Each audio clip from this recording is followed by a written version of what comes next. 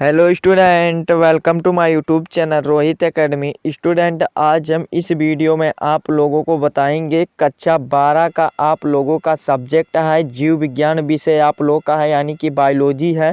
Pre board परीक्षा 2024 का ये पेपर है, वायरल पेपर है, जिसका कोड है आपका A15000 है, A/15,000 है। ये पेपर आप लोगों के बोर्ड एग्जाम के लिए भी इम्पॉर्टेंट है और प्री बोर्ड एग्जाम के लिए भी इम्पॉर्टेंट है। अगर आप लोगों को स्कूल में प्री बोर्ड का पेपर नहीं हुआ तो आप लोग वीडियो के अंत तक जरूर देखिएगा। इसका हम संपूर्ण हल के साथ आप लोगों को इस वीडियो में बताएंगे, एक एक क्वेश्चन का आंसर बताएंगे एंड समझाएंगे। आप वीडियो के अंत तक बने रहिए। ये वीडियो बोर्ड एग्जाम के लिए भी इम्पॉर्टेंट है। ये हाल ही में अभी जल्द ही हमारे पास अमृता सिंह नाम की एक स्टूडेंट ने हमारे पास शेयर किए हैं और इसका हम वीडियो बना रहे हैं संपूर्ण हल के साथ, और बोले हैं इसका वीडियो बना दीजिए। चलिए आप लोगों का इसका वीडियो बना करके संपूर्ण हल के साथ आप लोग को दिखा देते हैं और समझा देते हैं। तो यहाँ पर देखिए आप लोग को समय दिया जाएगा 3 घंटा 15 मिनट दिया जाएगा। पूर्णांक आप लोग का 70 नंबर रहेगा, 30 नंबर का तो प्रैक्टिकल मिलेगा। ये सब प्रोसेस आप लोग जानते होंगे और ये आप लोग का वायरल पेपर एकदम है। तो यहाँ पर देखिए क्वेश्चन पर आते हैं बिना देरी किए हुए और आप लोगों को आंसर बताते हैं, समझाते हैं। पहला क्वेश्चन देखिए क्या दिया गया, सही विकल्प चुन करके उसको अपने उत्तर पुस्तिका में लिखना होगा।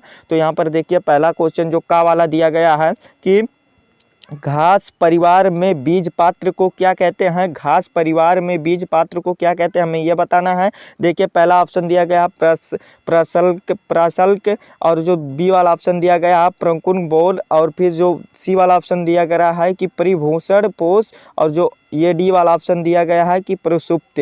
यानी कि जो घास परिवार में बीज पात्र को क्या कहते हैं तो वो प्रासल्क कहते हैं और इसे इंग्लिश में एस्कोटलम भी कहते हैं। एस्कोटलम भी ऑप्शन आएगा तो उस पर टिक कर दीजिएगा, इसको इंग्लिश में कहते हैं। तो हमारा ए वाला ऑप्शन राइट हो जाएगा। ठीक, फिर दूसरा क्वेश्चन देखिए क्या पूछा गया है कि शिशु के जन्म से पूर्व की जांच विधि को क्या कहते हैं। तो शिशु के जन्म से पूर्व विधि यानी कि पहले को विधि को क्या कहते हैं तो एमनियोसेंटोसिस कहते हैं या सेंटेसिस कहते हैं, यानी कि एमनियोसेंटेसिस कहते हैं, यानी कि डी वाला ऑप्शन हमारा राइट हो जाएगा। ठीक, फिर अगला क्वेश्चन जितने भी इसमें क्वेश्चन आए हैं सभी आप लोगों के इंपॉर्टेंट है, बोर्ड एग्जाम के लिए भी और प्री बोर्ड एग्जाम के लिए भी। और देखिए अगला क्वेश्चन क्या है कि किस कारण वर्धांधता का विकास होता है। तो किस कारण होता है तो अनुवांशिक के कारण होता है, यानी कि बी वाला हमारा ऑप्शन राइट हो जाएगा। और फिर अगला क्वेश्चन देखिए क्या दिया गया है कि द्वितीयक उत्पाद है, यानी कि हमें बताना है द्वितीयक उत्पाद क्या होता है। तो द्वितीयक उत्पाद जो होता है वो शाकाहारी होता है, यानी कि ए वाला हमारा ऑप्शन राइट हो जाएगा। ठीक, इस प्रकार से आप लोगों को 4 MCQ बोर्ड एग्जाम में भी देखने को मिलेगा और इसमें भी है। बोर्ड एग्जाम में वैसे हो सकता है 6 MCQ देखने को मिले, इसमें 4 ही है। तो चलिए आप लोग और भी इसको तैयार कर लीजिएगा। फिर ये क्वेश्चन पर आते हैं, इसका भी आंसर आप लोग को एक एक क्वेश्चन का आंसर बताएंगे एंड समझाएंगे। तो यहाँ पर देखिए दूसरा जो दिया गया अतिलघु उत्तरीय प्रश्न दिया गया जिसमें से हमें 1 नंबर का सारे क्वेश्चन दिए गए हैं, एक एक नंबर इसको हमें सही लिखने पर मिलेगा। ठीक, तो यहाँ पर देखिए पहला क्वेश्चन क्या दिया गया है कि का वाला क्वेश्चन है कि दोहरी निषेचन क्या है, यानी कि दोहरी निषेचन क्या होता है। तो इसका लिख दीजिएगा क्या, इसका 1 नंबर का क्वेश्चन है तो इसका आंसर लिखिएगा। जो पहला का आंसर है इसका लिखिएगा कि दोहरी निषेचन फूल वाले पौधों, यानी कि कोष्टक में कर लीजिएगा एंजियोस्पर्म का एक जटिल निषेचन तंत्र है। ये 1 नंबर आप लोगों का कंप्लीट हो गया। और अगर भी लिखना चाहे तो दोहरी निषेचन में और भी लिखना चाहे तो बता देते हैं, जो कि लघुत्तरी में भी पूछ लेता है कि इस आगे लिख दीजिएगा इसके कि इस प्रक्रिया में दो नर युग्मक यानी कि शुक्राणु कोष्टक में कर लीजिएगा के साथ एक मादा गैमेटोफाइट, यानी कि कोष्टक में कर लीजिएगा क्या कि मेगा गैमेटोफाइट, जिसे भ्रूण थैली भी कहा जाता है, कोष्टक बंद कर लीजिएगा, का जुड़ना शामिल है। इस प्रकार से आप लोग लघुत्तरीय में भी पूछा जाता है तो इस प्रकार से बता दीजिएगा। ठीक, फिर अगला क्वेश्चन देखिए क्या पूछा गया है। ये 1 नंबर हमारा कंप्लीट हो गया। दोहरी निषेचन में इतना ही सिर्फ लिखना है 1 नंबर में इस पेपर में कि दोहरी निषेचन फूल वाले पौधों यानी कि एंजियोस्पर्म का एक जटिल निषेचन तंत्र है। बस क्या है, निषेचन तंत्र है, यानी कि हमारा ये पहला 1 नंबर कंप्लीट हो गया। ठीक, फिर अगला क्वेश्चन देखिए क्या पूछा गया है कि ZIFT और MTP का पूर्ण रूप लिखिए, यानी कि फुल फॉर्म लिखना है, पूरा नाम लिखना है, यही बताना है। तो देखिए ZIFT का जो फुल फॉर्म होता है जाइगोट इंट्राफोलियम ट्रांसफर होता है। और फिर क्या होता है MTP है ना, यानी कि MTP का जो फुल फॉर्म होता है वो मेडिकल ट्रांसमेशन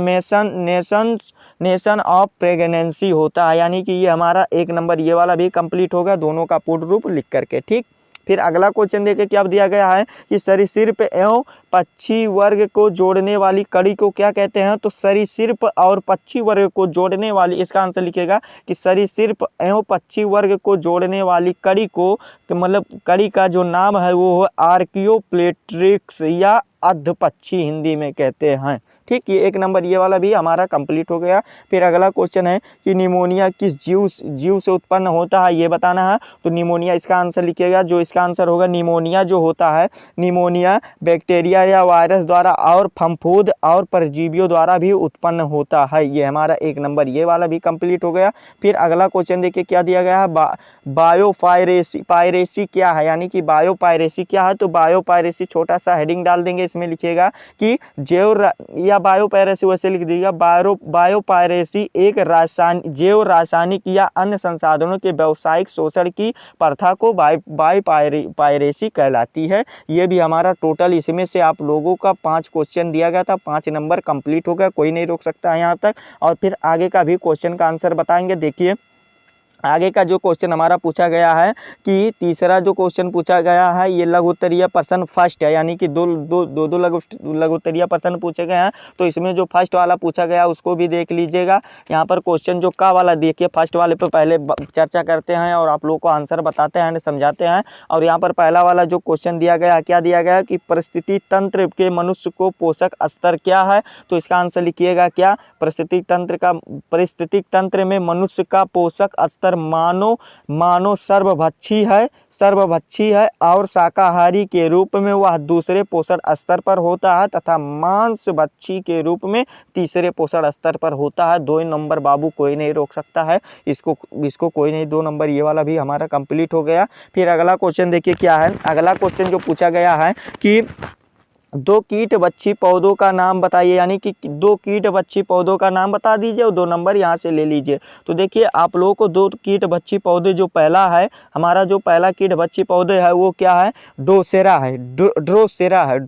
है। और जो दूसरा है वो डायोनिया है, यानी कि इस प्रकार से आप लोग डायोनिया लिख सकते हैं, डायोनिया है। ठीक, डायोनिया है। ठीक, ये हमारा दूसरा हो गया, 2 नंबर कंप्लीट हो गया। अगर और भी 2 जानना चाहते हैं तो उसको भी बता देते हैं। और जो तीसरा है हमारा वो है निप्तेथीन्स है। और जो चौथा है पिचर पौधा आदि है। ठीक, ये चौथा हमारा पौधा है। तो आप लोगों को 2 ही पूछा गया तो 2 ही लिखना है। ठीक, दोनों बता दिए हैं, एक होता है ड्रोसेरा डायोनिया होता है और तीसरा जो होता है नेप्थीन्स होता है और जो चौथा होता है पिचर पौधा होता है। ये हमारा 2 नंबर ये वाला भी कंप्लीट होगा। अगला क्वेश्चन वाले पर आते हैं। जो तीसरा क्वेश्चन है कि पेटेंट से आप क्या समझते हैं। तो यहाँ पर पेटेंट से क्या आशय है ये बताना है। पेटेंट से क्या आशय ये बताना है। तो पेटेंट में लिख दीजिएगा, पेटेंट से यह आशय है कि किसी विचार अथवा आविष्कार या एकमात्र अधिकार से होता है जिसे पेटेंट कहते हैं। बस 2 नंबर इतना ही लिखिएगा बाबू और 2 नंबर कंप्लीट हो जाएगा। ठीक, फिर अगला क्वेश्चन देखिए क्या पूछा गया है कि पृथक्कृत डीएनए खंडों में हम कैसे देख सकते हैं। तो पृथक्कृत डीएनए, इसका आंसर लिखिएगा, इसका आंसर डायरेक्ट लिखिएगा। आप लोगों को बता रहे हैं कि पृथक्कृत डीएनए को हम इलेक्ट्रोफोरेसिस तकनीक में पृथक डीएनए को एथिडियम ब्रोमाइड नामक यौगिक से अभिरंजित कर परावैज्ञानिक किरणों से देख सकते हैं। ये भी हमारा आंसर कंप्लीट हो गया। ठीक, 2 नंबर ये कोई नहीं रोक सकता है। फिर अगला क्वेश्चन देखिए क्या है कि जेनेटिक ड्रिफ्ट की परिभाषा बताइए, यानी कि जेनेटिक ड्रिफ्ट की परिभाषा बताना है। तो हेडिंग डाल दीजिएगा जेनेटिक ड्रिफ्ट, यानी कि इसी को हेडिंग डाल दीजिएगा और इसमें लिखिएगा कि किसी भी जीन परिवर्तन कोष्टक में कर लीजिएगा एलील के बारंबारता में किसी भी जीन, फिर कोष्टक में क्या कर लीजिए जेनेटिक ड्रिफ्ट या एलील ड्रिफ्ट, फिर कोष्टक बंद कर लीजिएगा, की कमी होती है जिसे जेनेटिक ड्रिफ्ट कहते हैं। ये हमारा आंसर लिख करके 2 नंबर कंप्लीट हो गया। और बाबू इसमें भी 5 क्वेश्चन पूछे गए थे जिसमें से आप लोग का ये वाला भी 10 नंबर कंप्लीट हो गया। ठीक, फिर चलिए आगे भी कंप्लीट कराएंगे, ऐसा बात नहीं है। यहाँ पर देखिए अगला क्वेश्चन जो पूछा गया चौथा का, जो देखिए लघु उत्तरीय प्रश्न का ये सेकंड क्वेश्चन है, ये भी 3-3 नंबर का क्वेश्चन है, यानी कि इसमें थोड़ा बहुत बड़ा, थोड़ा बड़ा लिखना है तो घबराना नहीं है, हम बताएंगे। यहाँ पर पहला क्वेश्चन देखिए, जितने भी पेपर आए ये पेपर में जितने भी क्वेश्चन आप लोगों को देखेंगे और देखने को जो मिलेगा वो सारे इंपॉर्टेंट है। हम शुरू में ही बताए हैं और फिर भी बता रहे हैं। पहला क्वेश्चन जो का पूछा गया लघुत्तरीय सेकंड में, तो टाइफाइड के रोग जनक कौन है, उसके लक्षण लिखिए। तो टाइफाइड के रोग जनक कौन है ये बताना है। तो इसका आंसर लिखिएगा, आंसर जो का वाला होगा इसका आंसर लिखिएगा, का वाला का आंसर कि टाइफाइड के रोग जनक साल्मोनेला टाइफी नामक जीवाणु से होने वाले संक्रमण रोग है। ये हमारा कंप्लीट होगा। फिर बताना इसके लक्षण।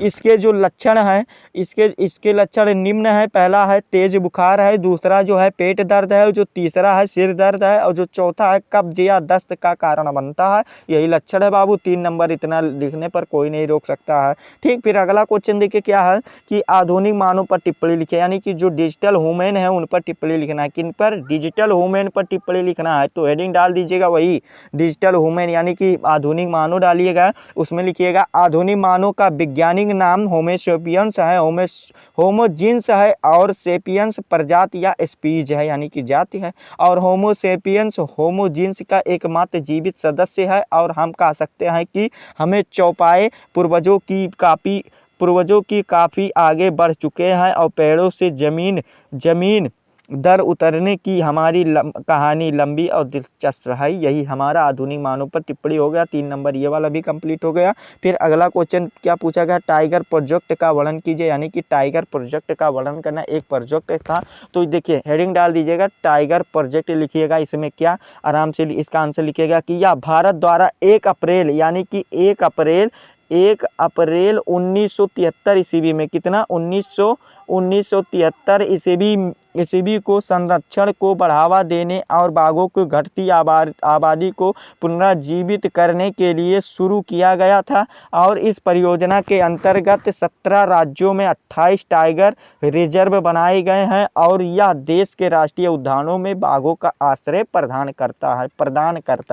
ठीक, ये भी हमारा लिख करके कंप्लीट हो गया। 3 नंबर इसका वाला भी कंप्लीट हो गया। टाइगर प्रोजेक्ट का वर्णन हमारा कंप्लीट आंसर हो गया। फिर अगला क्वेश्चन देखिए क्या पूछा गया है कि अगला क्वेश्चन भी देख लीजिएगा कि स्वपरागण तथा परपरागण में अंतर लिखिए। 3 नंबर ले लीजिएगा। ठीक, यानी कि स्वपरागण में और परपरागण में अंतर लिखना। 3 नंबर बहुत ही आसान है। कितना अंतर इसका बता देंगे ना तो आप लोगों का ये वीडियो इतना लॉन्ग हो जाएगा। तो आप लोगों को इसका अंतर बता देते हैं, आप लोग घबराइएगा मत। एक और देखिए स्वपरागण हो जाएगा, एक और परपरागण हो जाएगा, इसी प्रकार से। तो इसमें देखिए एक होता है सेल्फ पोलिनेशन, एक होता है क्रॉस पोलिनेशन। तो इसमें पहला जो लिखेगा स्वपरागण में पहला जो होगा हमारा, देखिए यह एक ही पौधों के नर एवं मादा पुष्पों के बीच होता है। ये स्वपरागण हो गया। और इसमें परपरागण में पहला लिखिएगा कि यह परागण एक ही जाति के 2 पौधों के नर एवं मादा पुष्पों के बीच होते हैं। ये परपरागण में हो गया। ठीक बाबू। और फिर आगे देखिए दूसरा जो लिखिएगा क्या, दूसरा भी देख लीजिए। दूसरा में जो लिखिएगा, दूसरा ये स्वपरागण में जो दूसरा अंतर लिखेगा कि इसके लिए पौधों द्विलिंगी होने आवश्यक है। और परपरागण में जो लिखिएगा इसके लिए पौधों को द्विलिंगी होना आवश्यक नहीं है। ठीक, ये दूसरा अंतर इसमें हो गया। और तीसरा जो अंतर लिख दीजिएगा स्वपरागण में क्या लिखिएगा कि इसके लिए कम परागकणों की आवश्यकता होती है। और इसमें लिख दीजिएगा तीसरा परपरागण में कि इसके लिए अधिक परागकणों की आवश्यकता होती है। ठीक, और फिर और भी लिख दीजिए, चौथा भी कर दीजिए बाबू। चौथा स्वपरागण में लिख दीजिएगा क्या कि इससे बने बीज संख्या में कम हल्के व छोटे होते हैं। और परपरागण में चौथा जो अंतर लिखिएगा कि इससे बने बीज संख्या में अधिक भारी व बड़े होते हैं। ठीक, और फिर पांचवा भी लिख दीजिएगा। पांचवा कोई दिक्कत नहीं, बता दे रहे हैं ना। स्वपरागण से पांचवें में लिखिएगा स्वपरागण से बार बार बने पौधे दुर्बल व अस्वस्थ होते हैं। और परपरागण में जो बनते हैं और इससे बने पौधे सामान्यतः मजबूत व स्वस्थ होते हैं। ठीक, ये 5 अंतर लिखेंगे ना तो 3 नंबर कोई नहीं रोक सकता है। ठीक, ये वाला अंतर भी हमारा लिख करके कंप्लीट हो गया।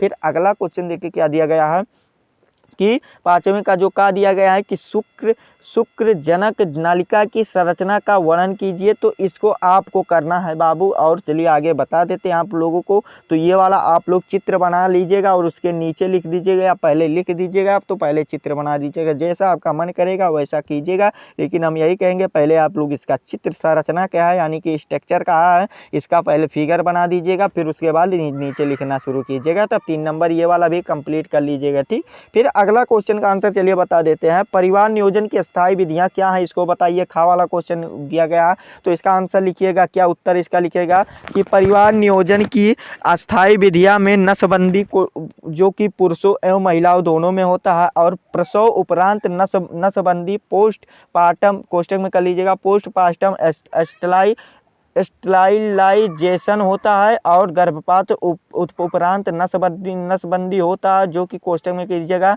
पोस्ट ऑपरेशन स्टलाइजेशन होता है। शामिल है, यही सब शामिल है। अस्थायी विधियां 3 नंबर इतना लिखेंगे तो कोई नहीं रोक सकता है, ठीक। फिर अगला क्वेश्चन देखिए क्या दिया गया है। डीएनए की प्रधानता श्रृंखला और अनुगामी श्रृंखला में अंतर लिखिए। अंतर ये वाला आसान है, अगर समझ में ना आएगा तो बता दीजिएगा, आप लोग को इसको वाला भी बता देंगे। फिर देखिए बहुत ही आसान क्वेश्चन पूछा गया। जैव प्रौद्योगिकी द्वारा खाद्य से उत्पादन पर टिप्पणी लिखिए। तो जैव प्रौद्योगिकी द्वारा आप लोग, इसका बहुत ही आसान है, टिप्पणी बना कर इसका लिखेंगे ना तो 3 नंबर कोई नहीं रोक सकता है। बना कर भी जो क्वेश्चन नहीं आंसर आएगा वो बोर्ड एग्जाम में या प्री बोर्ड एग्जाम, कोई भी एग्जाम होगा, बना कर आइएगा, छोड़ करके मत आइएगा, ठीक। और वैसे तो आप लोग लिख कर आएंगे। और 6 का जो का पूछा गया है कि उत्पाद एवं तथा उपभोक्ता में अंतर बताइए। उत्पाद, देखिए उत्पाद का जो मतलब होता है निर्माण करना, और उपभोक्ता जो होता है उसका यूज करता है, ठीक। यही आप लोग इतना समझ लीजिए और आगे लिख लीजिएगा। आप लोग इसको समझ लीजिएगा, सिर्फ समझने के ऊपर सारी दुनिया टिकी हुई है, सिर्फ आप लोग को दिमाग लगाना है और इसका आंसर बताओ। उत्पाद जो निर्माण करता है और उपभोक्ता जो यूज करता है, ठीक, समझ गए ना यहाँ तक। और फिर देखिए जैव उर्वरक पर टिप्पणी लिखे, यानी कि जैव उर्वरक किसे कहते हैं, इसको वाला भी तैयार कर लीजिएगा आप लोग अच्छे तरीके से। और फिर आगे का जो है देखिए कि आगे जो है कि क्या है, देखिए कि जीन पर संक्षिप्त टिप्पणी लिखे, यानी कि जो जीन होता है इस पर संक्षिप्त टिप्पणी लिखना। तो जीन वाला भी आप लोग इसको कर लीजिएगा अच्छे तरीके से एंड इसको समझ लीजिएगा, ठीक। और फिर अगला देखिए क्या दिया गया है कि अंडाणु जनन तथा शुक्राणु जनन में अंतर लिखिए। देखिए अंडाणु ये नर मादा वाला है, तो आप लोग इसको कर लीजिएगा, 3 नंबर है। तो आप लोग ऐसे ही बता सकते हैं, ये नर में होता है, ये मादा में होता है, इस प्रकार से आप लोग बना सकते हैं ना। ये मेल में, ये फीमेल में होता है, ये फीमेल में होता है और ये मेल में होता है। तो आप लोग ऐसे बना करके लिख लेंगे, 3 नंबर पा जाएंगे। दीर्घ उत्तरीय प्रश्न आते हैं जो कि 5 नंबर का है। और फिर यहाँ पर जो 7वां क्वेश्चन पूछा गया है, संक्रमण रोग से आप क्या समझते हैं, और दो उदाहरण देकर इसके कारक लक्षण और रोकथाम के विधियाँ लिखिए। 5 नंबर में है। अथवा करके भी दिया गया है बाबू, अगर आपको ऊपर वाला नहीं आता तो नीचे वाला भी कर सकते हैं। आप लोगों को ऑफर सभी बोर्ड एग्जाम सभी पेपर में दिया जाएगा, ऐसा बात नहीं है। देखिए पहला क्वेश्चन दिया गया अथवा वाला कि परिस्थितिक तंत्र क्या है, किसी परिस्थितिक तंत्र के जैविक घटकों का वर्णन कीजिए। ये वाला होगा परिस्थिति तंत्र वाला। और आप लोगों को ऊपर वाला आएगा तो ऊपर वाला कीजिएगा, हम यही कहेंगे आप लोग ऊपर वाला कीजिए। संक्रमण रोग जो खांसी सर्दी जुकाम होता है, यही संक्रमण रोग होते हैं। और इसके कारण 2 उदाहरण भी बता दीजिएगा, सर्दी खांसी जुकाम कितना उदाहरण बताएं, और इसके कारण लक्षण भी बता दीजिएगा, और रोकथाम भी बता दीजिएगा। आप लोग इसका रोकथाम बना कर लिखेंगे, 5 नंबर कोई नहीं रोक सकता है। तो ये वाला भी कर लीजिएगा। 8वां क्वेश्चन देखिए क्या दिया गया है कि आवृत पौधों में निषेचन क्रिया का चित्र की सहायता से वर्णन कीजिए। 5 नंबर का क्वेश्चन है, तो वर्णन कर दीजिएगा। 8वां करके भी दिया गया है कि लिंग निर्धारण, ये बोर्ड एग्जाम के लिए भी इंपॉर्टेंट है, वेरी इंपॉर्टेंट ये क्वेश्चन है आप लोगों के लिए। लिंग निर्धारण यानी कि जो लिंग निर्धारण क्या है, मनुष्य में लिंग निर्धारण की क्रिया विधि का वर्णन कीजिए। ये भी आप लोगों को बोर्ड एग्जाम के लिए भी इंपॉर्टेंट है, सभी एग्जाम के लिए है। तो आप लोग इसको तैयार कर लीजिएगा अच्छे तरीके से। आवृत पौधों वाला भी कर लीजिएगा, यानी कि एंजियोस्पर्म और जिम्नोस्पर्म, यानी कि अनावृत और आवृत दोनों को तैयार कर लीजिएगा। यही हमारा एडवाइस रहेगा। फिर अगला क्वेश्चन जो 9वां दिया गया है कि मानव उद्विकास पर एक निबंध लिखे, यानी कि मानव उद्विकास पर एक निबंध लिखना है, 5 नंबर में है। और अथवा करके भी दिया गया है, द्विसंकर क्रॉस को चेकर बोर्ड की सहायता से समझाइए। तो चेकर बोर्ड की सहायता से आप लोग इसको समझा दीजिएगा। मानव उद्विकास पर भी निबंध लिख दीजिएगा, थोड़ा बहुत लिख दीजिएगा, निबंध आप लोगों को कर देना है। और इसको अच्छे तरीके से आप लोग तैयार कर लीजिएगा। इसका आंसर आधा से ज़्यादा आप लोगों को समझा दिया एंड बता दिया है। तो ये पेपर ये वीडियो हमारा आप लोगों को कैसा लगा है कमेंट करके ज़रूर बताइएगा। और अगर आप हमारे चैनल पर नए हैं तो चैनल को सब्सक्राइब कर दीजिएगा और बेल आइकन को भी दबा दीजिएगा। और इस वीडियो को कक्षा 12 के जितने भी स्टूडेंट हैं उनके पास अधिक से अधिक ज़रूर शेयर कर दीजिएगा। और चलिए मिलते हैं नेक्स्ट वीडियो में नेक्स्ट टॉपिक के साथ। तब तक के लिए जय हिंद, जय भारत, वंदे मातरम।